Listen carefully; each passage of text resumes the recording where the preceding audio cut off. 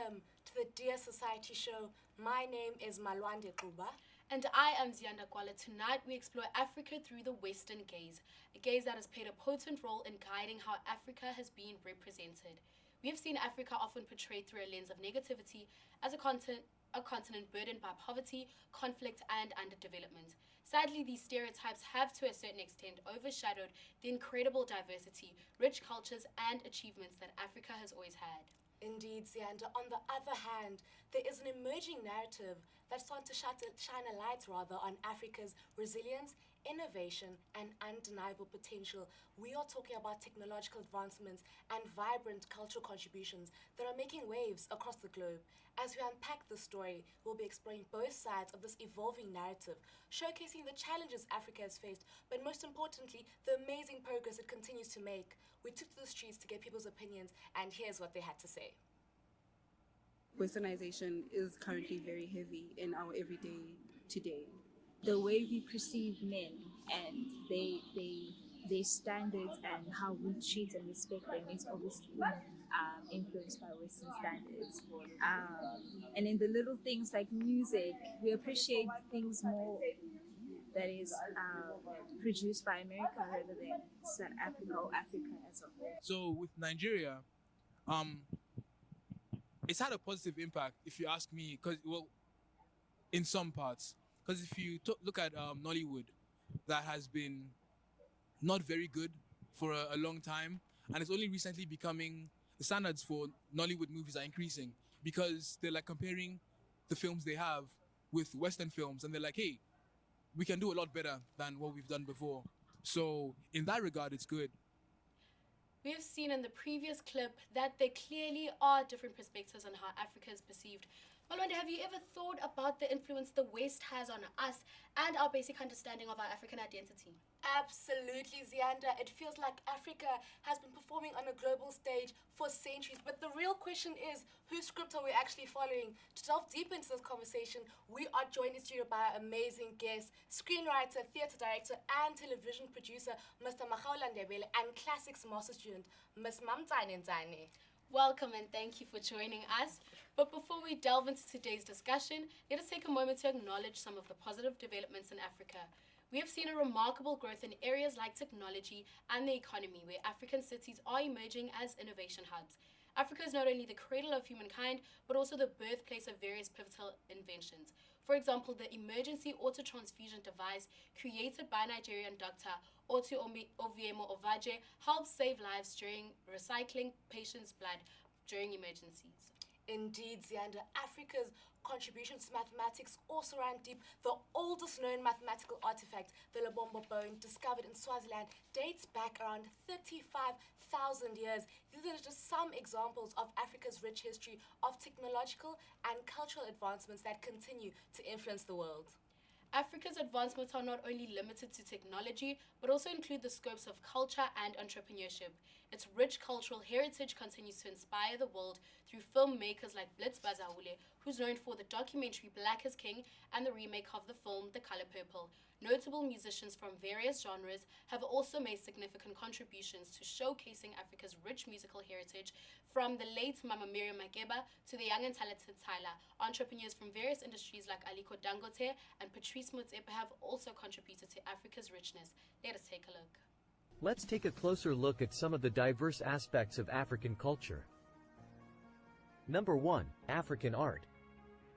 Number 2. African music and dance. Africans love dancing, and music is part of their daily life. African music and dance are integral parts of African culture, and they are deeply rooted in the continent's history, traditions, and beliefs. 3. African cuisine. African cuisine is a diverse and rich culinary tradition that reflects the continent's history, culture, and geography. It is characterized by a wide range of ingredients, cooking techniques, spices, and flavors.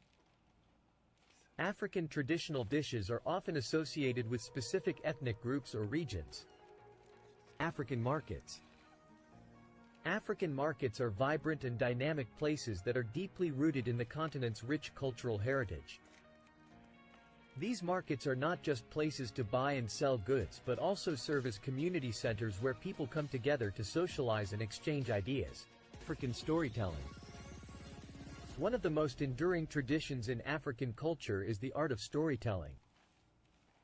For centuries, stories have been passed down from generation to generation through the oral tradition.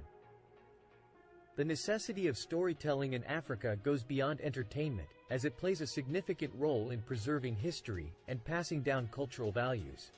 Number 6. African traditional wedding. Weddings are a time of great celebration in African culture, with each ethnic group having its own unique customs and traditions.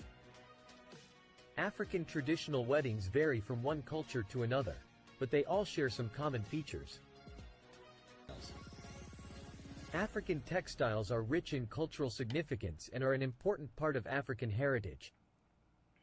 Textiles have been used in Africa for centuries to convey meaning, symbolism, and identity. Very interesting visuals over there to our lovely guests. Having heard what's been said on the clip and the discussion that we have been having, do you guys think that elements such as film, music, theatre and art have played a role in redefining Africa on the global stage?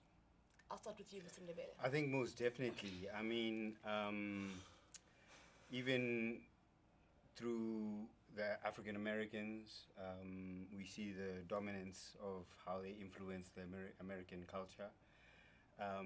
So even on the continent, we've had our musical history dates back to years and years and years. So I think with the advent of colonialism, what happened is over maybe 150 years, the West has tried to muffle the voice of Africans, but we see that that hasn't really succeeded. As we see a resurgence of the African influence. I mean, even the latest dance craze now with Amapiano is everywhere. It's happening, but throughout history, it's really never really changed.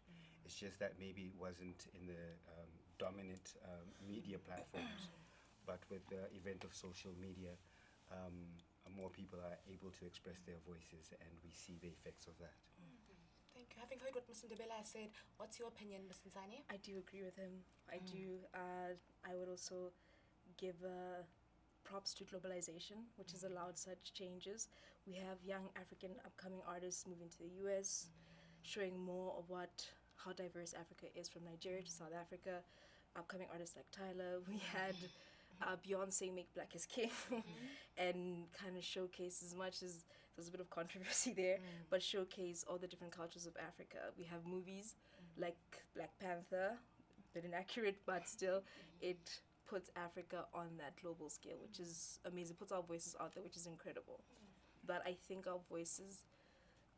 there should be more of African people from different countries behind the scenes, especially if Western media, like in America, are trying to portray certain movies about certain cultures. It shouldn't just be like for example, with Black Panther, just plopping all the different cultures together in different countries where you don't even know what, because there's still this Western narrative that Africa is one country, and we are not one country. We're a continent with different multiple countries. I still think there's work to be done, but I think that our voices are out there and our culture is out there. Yeah.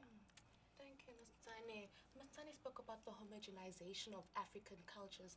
Mr. Ndebele, as someone who has first had experience living abroad and in our continent, Africa, what do you think has really perpetuated the need for Africa to be redefined on the global stage? To be redefined, I think, for a start, I think, yeah, if you speak of the Bantu people, be the lower side of the Sahara Desert, they're similar cultures, but they all follow a certain type of way of life, which is very based on the value of the human being, and based on like a symbiotic relationship within each other. So respect is a key thing in those cultures. And so there are different cultures, but there's many similarities. Even in the different languages, you see there are many words that resonate through all the different languages. So the West is very much it thrives on separation, if I can put it that way. So even in how society is developed, everything is apart, and the key things there are power and control. So I think that's where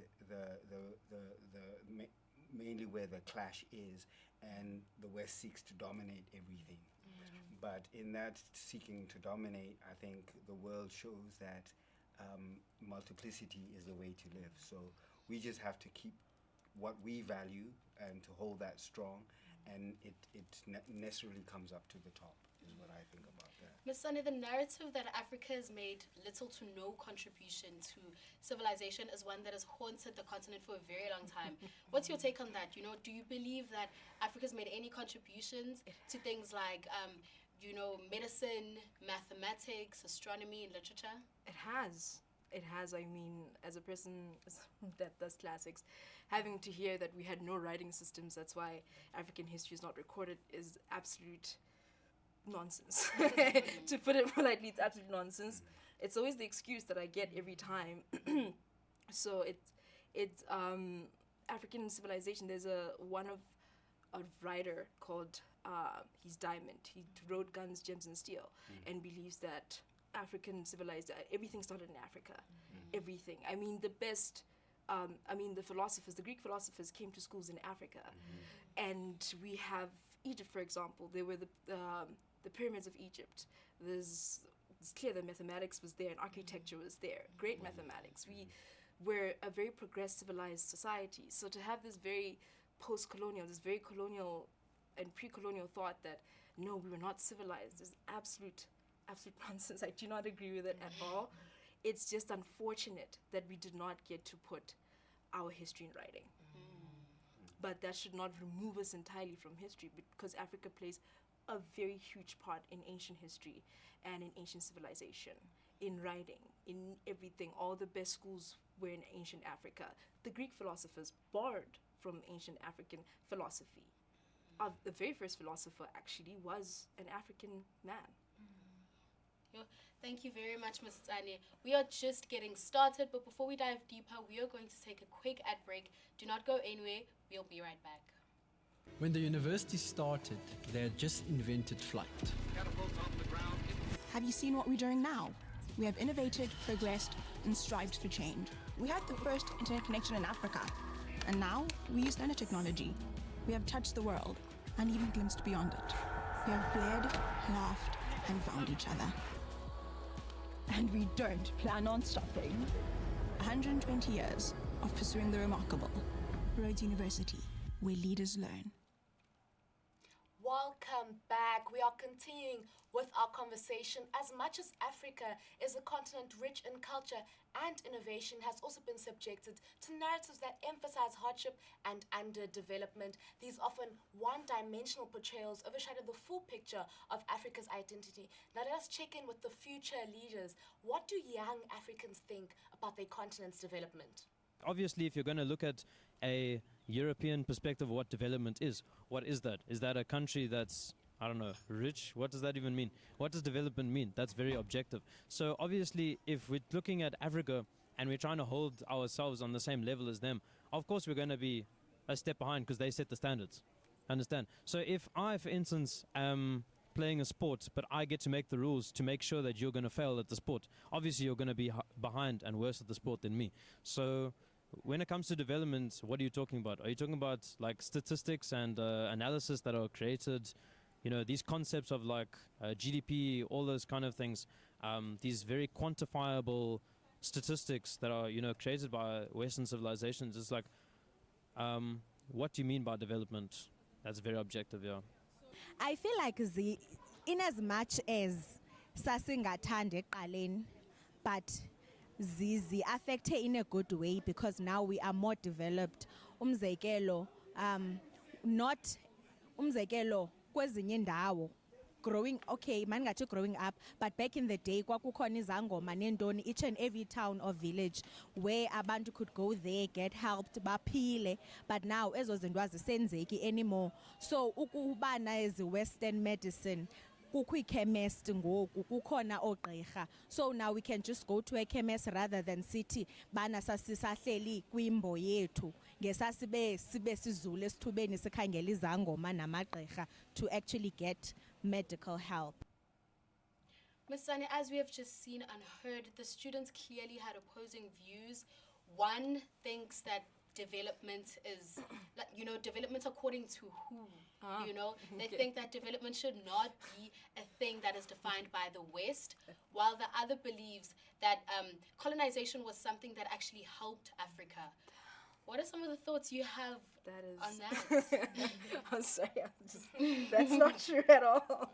That's not true. I don't know. I'm going to speak a little bit about what I'm currently writing on. I'm writing about the queens of ancient Africa. So I'm looking at the two most powerful women, one of the two, many, multiple women.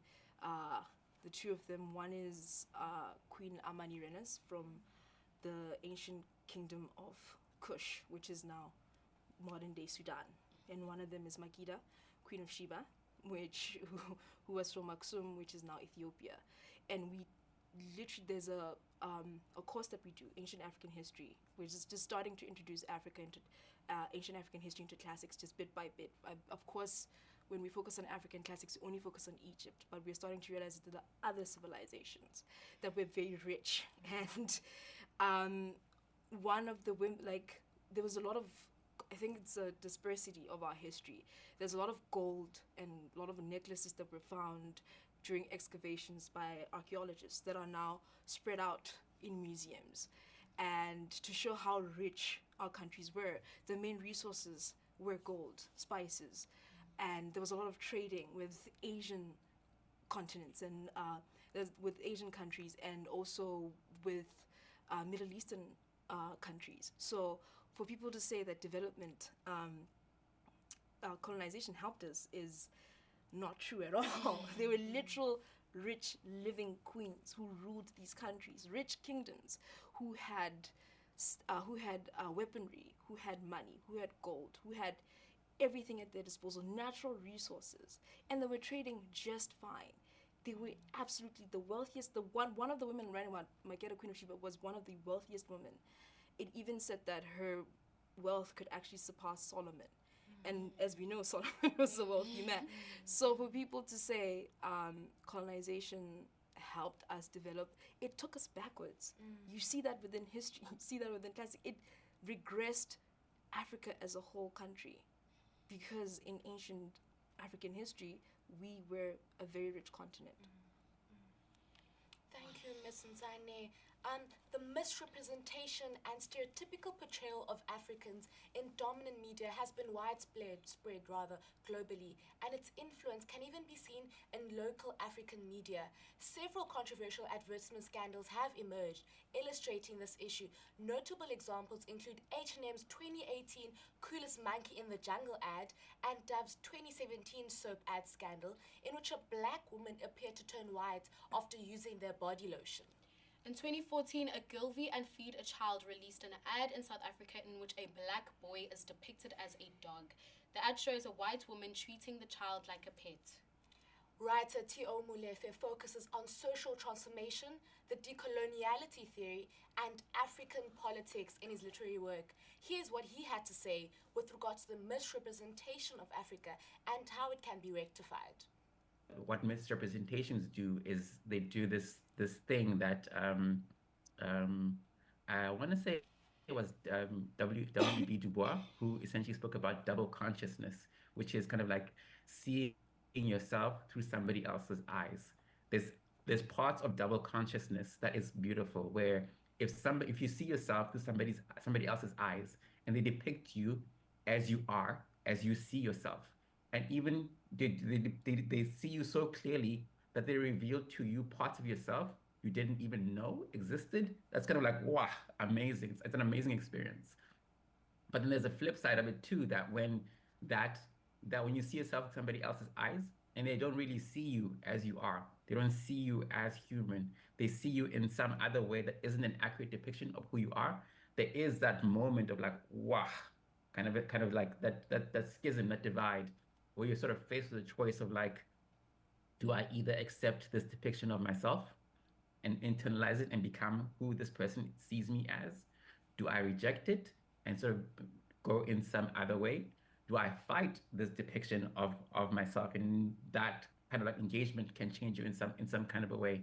So that's what misrepresentation does. It kind of like it shows you through like a like a what do they call it? Fun house mirror? You know those mirrors that kind of distort you and or like a filter, essentially, like an Instagram filter that sort of depicts you in some other kind of like a way. When you're sort of confronted with this picture of yourself that isn't who you are, that isn't how you see yourself. And you're faced with these choices, these really difficult choices. And the worst part of it is that you didn't choose to be depicted in this way. You didn't choose this. This person kind of intervened in your life and depicted you like this, and now you have to do something about it. The African media space has often been a touchy subject, particularly in light of the phrase African stories told by African voices. This rallying cry emerged in response to the long-standing dominance of Western narratives in global media, which often misrepresent or oversimplify the complexities of African cultures and experiences. By emphasizing the importance of authentic representation, this movement seeks to empower African creators and storytellers to share their narratives on their own terms. With this in mind, I'd like to pose a question to you, Ms. Ndebele. How can we ensure that the movement, the rallying cry, African stories told by African voices, not only resonates and makes sense in our continent, but also challenges the Western narratives that continue to prevail on the global stage? I think to quote Ngugi wa Thiong'o, a language carries culture. So singasabi ukuthi sikhulume emalimi wethu, and ha re bua puo tsa rona, we then are exporting our culture, how we think, because in those languages is how we've constructed the world and we see it. So I don't think you can defeat a culture in its own language. It's because you keep reproducing it. So a lot of how we find ourselves stuck because we like the conveniences. I mean, the Japanese are the best example of it. They're very steeped into their culture, but they're very technologically advanced because they see that these things, they don't have to be communicated in English. They can be communicated in our languages. And through our languages, there are the value systems are clear in that. So I think that's the base. Once we can get over that hurdle, then I think a lot of other things will fall into place. Even I was reading old books of riddles and stuff in Zulu. Even the foods we eat. When we talk of colonialism, they were wiped out and we were fed what they eat and that they produce. So we don't even have any control of what we produce. So the colonialism thing runs very, very deep. And in those old stories, in Tsomi, in Ganegwane, you find what is valuable, what things were valuable in our systems and how we constructed our world. And it was we weren't seeking to control over the world, we were seeking to live with each other, which is a different way of viewing the world. So I'd like to ask you a question. In terms of telling our own stories digitally, do you find it regressive in any way to have people from abroad telling our stories for us? Yes, I think that's just a way of keeping the status quo, because especially when we take South Africa as an example, South Africa has everything that you could possibly need in terms of if you want to tell a story. We're digitally advanced, Wi-Fi, all the social media platforms, all the cameras, everything of the latest equipment we have. And we have the stories, and we have the languages, and we have the cultures, and we have the universities. So there's no reason why we can't tell those stories in an authentic way, and it comes from us. But a lot of the time is that we somehow, at some point, a lot of the people who have the ability to do that want to look to the West or look for other things. they say, if you want to make it, do it this way. But even in those countries, if you want to make it, you got to be unique. And you talked about the Black Panther. It's because they hadn't seen anything like that. So there's a lot of things that we live that they haven't seen that we could take Thank into you. consideration. Thank you. So this has been a very insightful conversation. As we near the end of tonight's show, let us take one more ad break. You've made it through undergrad, perhaps even settled into a job. The brightest future is in your hands. But how many people achieve anything worthwhile entirely alone? Let's talk about a university globally respected for research, with closer guidance, relevant courses, the potential bridge between aspiring and real success. Rhodes University, where leaders learn. Unfortunately, Zianda, we have reached the end of our discussion. But before we go, let us hear our guest's final thoughts.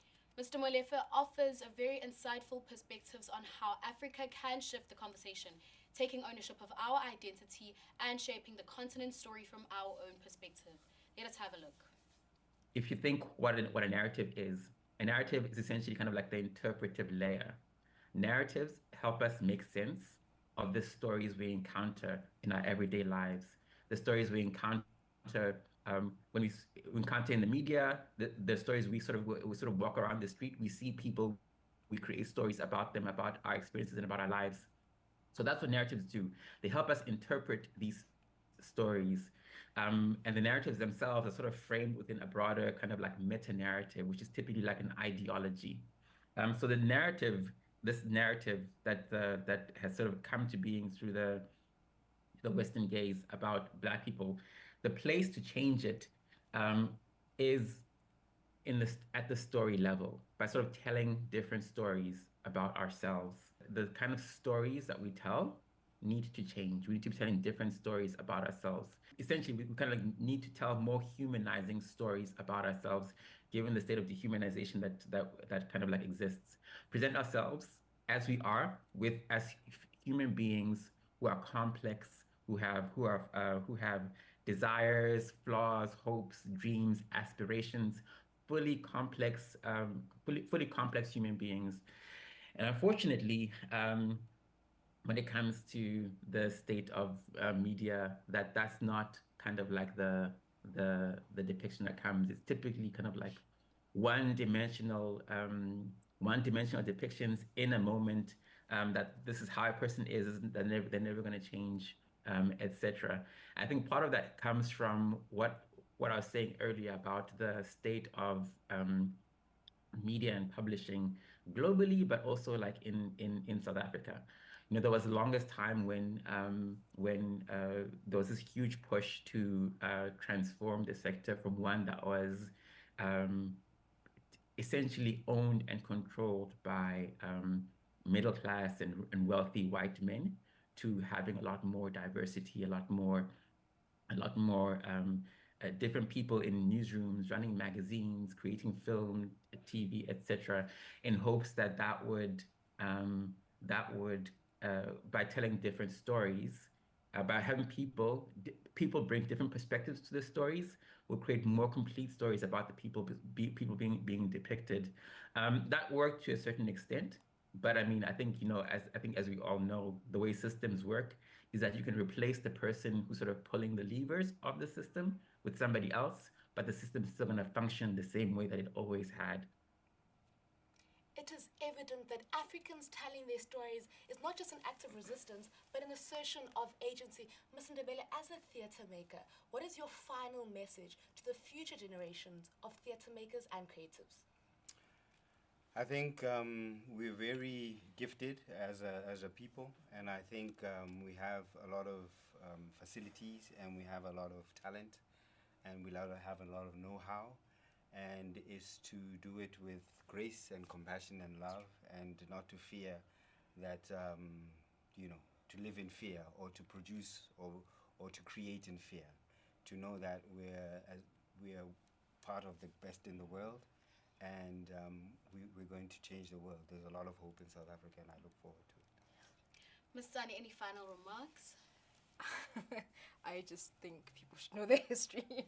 No joke, but I really think there should be more people out there telling our stories. There's so much that we do not know about concerning our ancient history, our ancient African history. I guess it's also the thing of this little focus to it. I remember the look on the first year's face when I was lecturing a part of this, and they didn't know half of the women I was mentioning. And that I feel like it's such a detriment that we do not know how rich our ancient African history was. I think telling more stories and keeping them alive would make people aware of how great our history is and would keep going at it to actually take Africa back then to its richness and its greatness. Miss Nsane said, let's get to know our ancient African history. Thank you to our guests for their invaluable insights and to our viewers for joining the conversation. Remember, understanding Africa requires seeing it through a balanced lens, one that celebrates its achievements while also addressing its challenges. Once again, my name is Malwande Kuba. And I am Zianda Kwala. Thank you for joining us tonight on the Dear Society show. Keep the conversation going, and until next time, good night.